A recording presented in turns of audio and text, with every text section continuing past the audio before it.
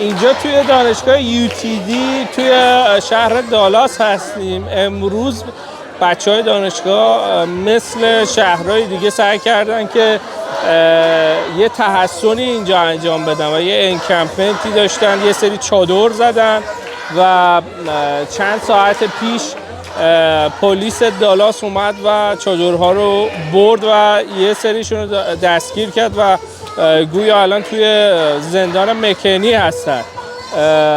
فعلا اینجا اوضاع درگیری یا خشونتی نیست، به این دلیل که تونستن چادرها رو جمع کنن و خب یه عده‌ای از دانشجوها هم دستگیر کردن که توی زندان هستن و وضعیتشون نامشخصه.